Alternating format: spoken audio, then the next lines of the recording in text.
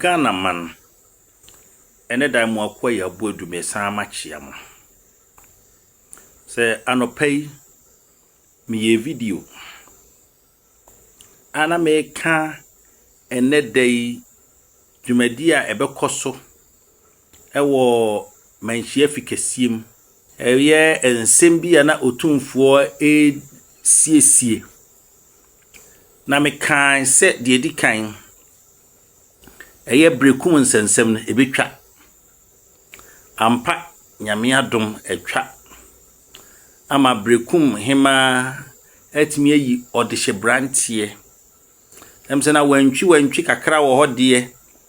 ne se emra santehene kan se wonkonko yi no ohyiai oyima atrankonya acting president ema wo frefre nananom nse ohwemu a nana konti hene etwetwe ne ho kakra na ene mesahwe video na mu se okay ti se na brekum hema ka no mpo na no kure bi wom na se no wo kase abusuafo no atu na de so no mehwe video ba kwa na se abusuafo no ye no kure na nso saa asem ne ka de otumfo esisi a wamanya yi ohene yi de ohene suawie no obetena oman no so afa obehwe na oni abusuafo na ka na se eyade se no kure se osu otu na de so obetu no na nso se bia oni abusuafo no kana abusuafo no beti ase na bia obehu so yebetimi asiesie so a obesiesie enti brekum de no asi mo bia nkoye we bibia wo nchen ebi se otumfu akasa de toso agona nso so de oman hema edede hyebrantie ebe kire santehene enti wonso wote na kwa akosi apatam afei ebreso a wa sibibi a kire agona man no abasibibi a kire otumfu nso so na asanteman nso so afei jadamu nso so ede ode hyebrantie ebe kire sa ode hyebrantie na last time obehia manhia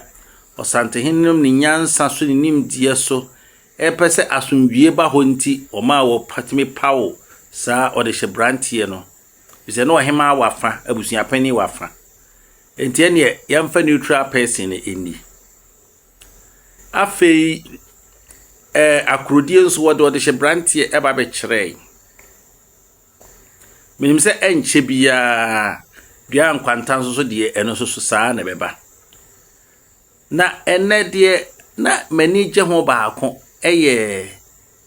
friend say ewu aduma sense se na di kan aka ho asem se opani owusu boaten de wabebo ne nkuro no obebo ye no ene ntamu a epie mu no eno ene ma epie se oman hema no onye de hie onye moja ewumse no wagina wako ama asante bebre na enso so ye ka de hyesem de a se wamfa montam no so ene go siesie no nko wezu odi ntam na kopre so ye de hie yese basa ye yini si nchen eno nti ene afamien sanso so a wonso so de be bo so se wonso so ye ade hie no ka ho bi no otumfuo ma obi aka na sem weka no ama we abusa weka na we abusa weka na we abusa sa ekowie yese se opani owusu buaten efa no nko a na ye adehye kron a wona eye kwatrifiefuo wona aka ni nyina ye ma na free semfie be se wo ha ene akiri nie ema no na edi ade ntino na wadwen ye won se won so ya adehye sa na asɛmniti o na so na kwabna kire a odi kan pen so ena akonwa no ko di ma no ho ena afa wadi a ti afa na adehye na nkasa asɔre waka won so oba be dibi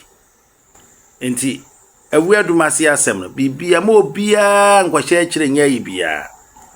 mana na do ma hene nkwahye akire mfa wa hawo bia nsa ama mana na suma hene nkwahye akire mfa wa hawo bia ma na ma ekuo bia mo pa asomdwie bia nkwahye akire me mo bia wa wini mo na asomdwie entena awu adumase adehye no ena edi wo adehye abekire a wona eba abedi ade so enti saa ena tie na mi be wie no medical chia onua baako meda asesa wo hweme na mre bia so be ma comment em se me ma comment bi em se anya wo dedie na enso so na medika onua bia na yo si K at akwasi awua 7971 me hwa uyo bia wani afi because 7971 there either see wo 79 July 1st ana say wo 7th September ana say 9th July 1971 emu bia no say wo either wo late 40s and embassy wo late 40s or 50s so wo 40s di kura wani afi so wo 15 so dia 50s so dia ene emi nua no ai enti wani afi enti nia mesre ene se ya nyabotre ne tie nsem na American yie na emma tribalism ana politics ense wo bisa no kure ena ya me de tudwa